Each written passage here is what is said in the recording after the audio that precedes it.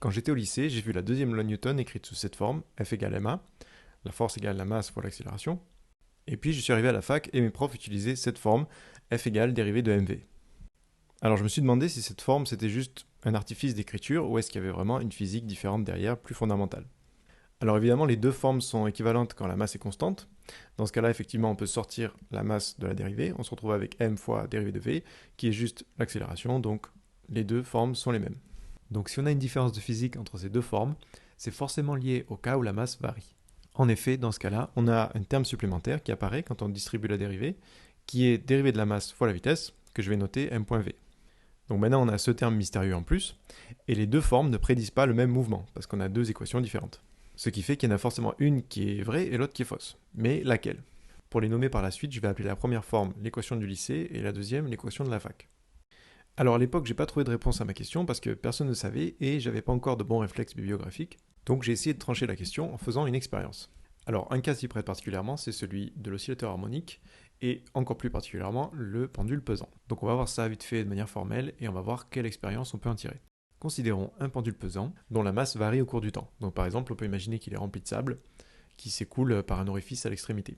Si on projette le mouvement sur la direction x, on trouve que la force de rappel c'est moins mg fois θ, θ étant l'angle formé par le pendule, si l'angle est petit, et cet angle θ on peut l'écrire comme x sur L, avec L la longueur du pendule, encore une fois si θ est petit.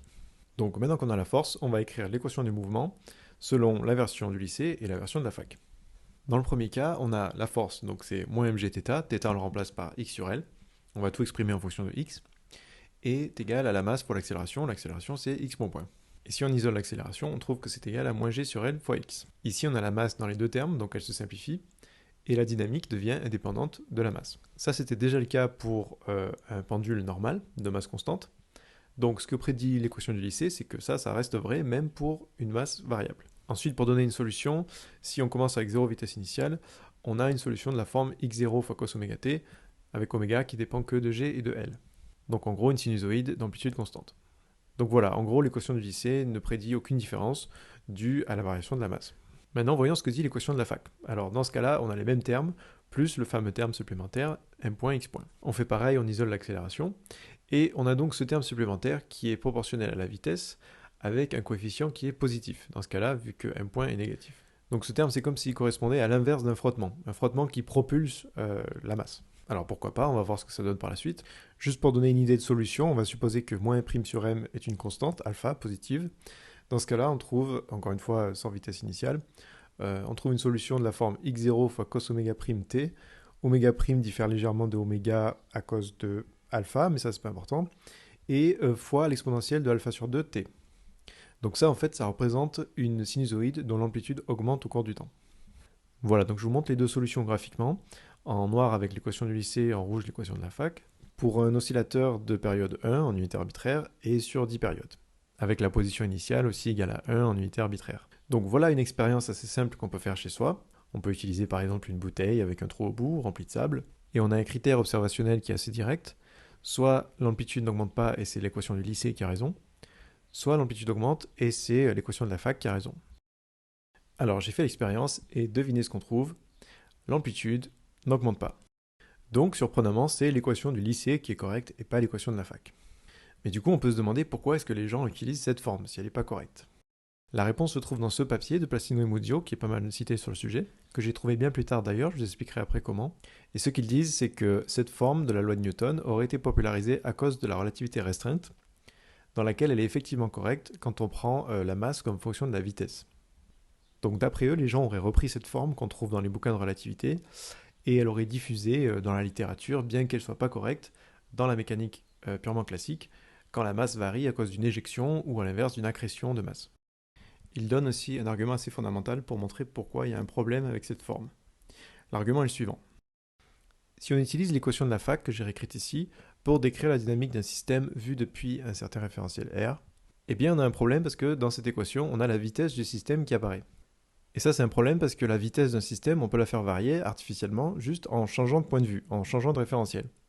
Là par exemple, si on étudie la dynamique du même système mais vu depuis un autre référentiel qui se déplace à une vitesse constante v0 par rapport au premier, eh bien on changerait la valeur de ce terme, alors que les deux autres resteraient les mêmes. En effet, ce terme-là, il contient l'accélération. L'accélération est la même à une vitesse près. Et ce terme-là, c'est la force, qui aussi ne change pas en fonction du référentiel. Par exemple, la force de gravité ou une force élastique, ça dépend d'une distance, et les distances ne varient pas en changeant de référentiel. Donc au final, cette loi, elle prédit des dynamiques différentes dans des référentiels différents. Et ça, c'est un gros problème parce que la dynamique, il n'y en a qu'une seule. Dans le jargon, on dit que cette loi, elle n'est pas invariante par transformation galiléenne. Transformation galiléenne, c'est quand on change de référentiel à vitesse constante comme ça. Et normalement, toute loi fondamentale doit être invariante par transformation galiléenne. Et dans ce papier, il donne aussi la vraie loi de Newton, qui n'est ni celle du lycée, ni celle de la fac, en fait. La vraie loi, c'est la suivante. F égale ma moins m.u. Alors ici, on a un signe moins à la place d'un signe plus, et on a u. U, c'est en fait la vitesse relative de la masse éjectée, ou accrétée, par rapport au système, au lieu de la vitesse tout court, donc on n'a plus ce problème d'invariance. Et cette loi, on l'attribue à Sommerfeld, le même qui a participé au développement de la physique quantique, donc quelque chose d'assez récent finalement par rapport à Newton. Mais cette loi était peut-être connue avant. Alors cette loi, on va la démontrer ensemble parce que c'est relativement facile et au moins on sera convaincu. Alors considérons un système de masse variable qui à un certain instant a une masse m et se déplace avec une vitesse v et qui éventuellement est soumis à des forces extérieures. Après un temps infinitésimal dt, la masse varie donc devient m plus dm, avec dm la variation de masse qui s'est produite pendant le temps dt. Donc dans le cas d'une perte de masse, dm est négatif. Et la vitesse varie aussi et devient v plus dv. Ensuite, il faut aussi considérer ce qui est devenu la masse dm, et on va dire qu'elle s'échappe avec une vitesse v'. Ici, j'ai choisi une convention d'une masse qui s'éjecte, donc la masse éjectée, c'est moins dm, valeur positive. Et en fait, ici, considérer ce qui se passe avec la masse dm, c'est essentiel parce que en physique classique, il n'y a pas de mécanisme fondamental par lequel la masse varie. Quand je dis classique, c'est non relativiste ici. En mécanique classique, si la masse varie, c'est forcément qu'elle a été éjectée ou accrétée. Donc le détail de cette éjection ou accrétion, il faut le prendre en compte. Et c'est le fait de le prendre en compte qui va nous faire arriver à l'équation de Sommerfeld. Donc ce qu'on va faire maintenant, c'est un bilan de quantité de mouvement entre avant et après le temps dt. Avant, c'est simplement mv, et après, c'est la nouvelle masse, donc m plus dm, fois la nouvelle vitesse, donc v plus dv, et il faut ajouter la quantité de mouvement de la petite masse qui est partie, donc moins dm fois v'. Ensuite, ce qu'on veut calculer, c'est le taux de variation de la quantité de mouvement au cours du temps. Donc on va calculer d'abord dp, qui va être la différence entre ce terme et ce terme, et on divisera après par dt. Ici, on réécrit le terme de droite en développant tous les produits, et on soustrait le terme de gauche, mv.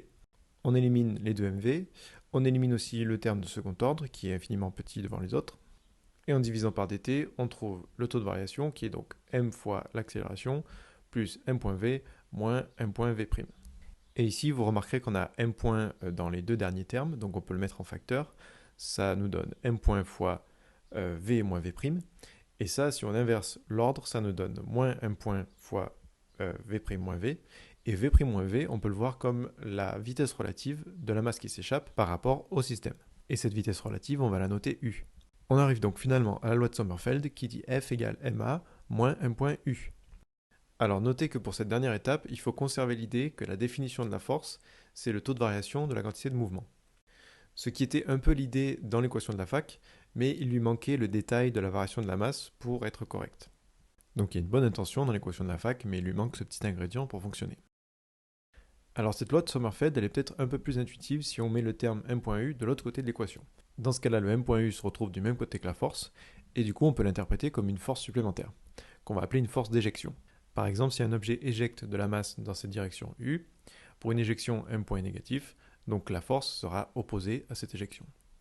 Ce qui est relativement intuitif quand on pense au fonctionnement d'une fusée, qui est, soit dit en passant, un des seuls cas en physique où on étudie un système de masse variable. Petite précision, si on a plusieurs canaux d'éjection, il faudra faire la somme sur chaque canal d'éjection avec chacun sa vitesse d'éjection et son m point partiel. Maintenant, je vais vous raconter l'anecdote qui m'a fait découvrir ce papier de Placino et Muzio. J'étais en stage de master et je travaillais sur les bulles stellaires. Alors les bulles stellaires, c'est ce genre de structure qui se forme autour des étoiles. Alors pour faire court, le mécanisme de formation de ces trucs-là, c'est le suivant. Vous avez une étoile qui se forme dans un milieu interstellaire qui est relativement uniforme en densité, donc c'est un gaz très peu dense. Et après, au cours de sa vie, l'étoile commence à éjecter de la masse, ce qu'on appelle les vents stellaires. Donc les vents stellaires poussent la matière interstellaire et l'accumulent sur une espèce de coquille sphérique autour d'elle. Et si on regarde localement sur une petite portion de cette coquille, on peut voir ça comme un mur qui avance vers la matière interstellaire en l'accumulant sur lui et qui donc augmente en masse au cours du temps. Et qui est poussé par derrière par les vents stellaires qu'on peut modéliser comme une pression. On a donc bien un système de masse variable et en principe, pour décrire sa dynamique, on devrait utiliser l'équation de Sommerfeld. Mais surprise, qu'est-ce qu'on trouve quand on lit le grand papier séminal sur le sujet? L'équation qui décrit la dynamique de la coquille, c'est la suivante. Ici, sur la droite, on a le terme de force qui vient de la pression. Et dans la dérivée, on a la masse et R point, c'est la vitesse. Donc en gros, cette équation, c'est F égale dérivée de mv. Alors moi, quand j'ai vu ça, jeune étudiant, frivole, plein d'ambition, j'ai pensé qu'il y avait une erreur dans le papier. Mais en fait, cette forme est correcte dans ce cas très précis, je vais vous montrer pourquoi. On reprend l'image d'une portion de cette coquille qu'on considère comme un mur qui avance vers la matière interstellaire. La dynamique de ce mur, elle est décrite par l'équation de Sommerfeld. Et je rappelle donc que U, c'est la vitesse de la matière interstellaire relative au mur. Mais cette vitesse relative, en fait, qu'est-ce que c'est? Si on se place dans le référentiel du mur, le mur est immobile et c'est maintenant la matière interstellaire qui s'avance avec la vitesse U. Et en fait, vu que la matière interstellaire était immobile, on a U égale moins V. En gros, ce que ça veut dire, c'est que quand on s'avance vers un objet immobile, la vitesse relative de l'objet par rapport à nous, c'est moins fois notre vitesse à nous. Et si on insère cette expression pour U dans Sommerfeld, on trouve cette expression qui peut en fait miraculeusement s'écrire comme la dérivée de mv. Donc le résultat de tout ça, c'est que dans le cas très spécial où le système acquiert de la masse en s'avançant vers la masse, eh bien f égale dérivée de mv fonctionne, mais un petit peu par accident. Et vu qu'il n'y a aucune mention de tout ça dans le papier sur les bulles stellaires, je soupçonne fortement qu'en fait les auteurs n'étaient pas au courant et ont utilisé cette forme qui est fausse dans le cas général, mais qui par chance est correcte dans ce cas très précis. D'ailleurs, Plastino et Muzio font une liste de papiers qui utilisent cette forme et où par contre ça ne marche pas du tout. Et donc pour finir l'anecdote, c'est en m'insurgeant sur ce papier des bulles stellaires que j'ai trouvé celui de Plastino et Muzio qui finalement répondait à toutes mes questions. Alors pour conclure, on va faire un petit tableau qui résume les conditions dans lesquelles l'équation du lycée et l'équation de la fac sont correctes, sachant que dans le cas général, celle qui est toujours correcte, c'est celle de Sommerfeld qui est écrite en haut en bleu. Alors l'équation du lycée, elle est correcte quand la masse est constante, donc ça c'est le cas trivial, et aussi quand la vitesse d'éjection de la masse est égale à 0. Ça c'est quand la masse est relâchée par le système sans vitesse initiale. Ça c'est vrai dans le cas du pendule qu'on a vu tout à l'heure. En fait, quand le sable s'écoule, il est simplement relâché, il n'est pas éjecté par le système. Donc on peut considérer U égale 0, et c'est pour ça que dans ce cas, l'équation du lycée fonctionnait. Ensuite, elle est aussi correcte quand la somme des forces d'éjection égale 0. Ça, c'est par exemple quand on a une éjection de masse isotrope. Ensuite, l'équation de la fac, elle est correcte quand la masse est constante, encore une fois, c'est le cas trivial. Ensuite, quand U égale moins V, ça c'est quand le système accrète une masse immobile en s'avançant vers elle. C'est un cas un peu spécial, mais qu'on a par exemple dans le cas des bulles stellaires. Et finalement, en relativité, quand on considère la masse comme une fonction de la vitesse, mais ça, je devrais le mettre entre guillemets parce qu'on n'est plus dans le cadre de la mécanique classique. Et soit dit en passant, cette manière de voir la masse en relativité comme une fonction de la vitesse, c'est un petit peu controversé et c'est souvent déconseillé dans les manuels modernes. Mais ce sera peut-être le sujet d'une prochaine vidéo. À bientôt!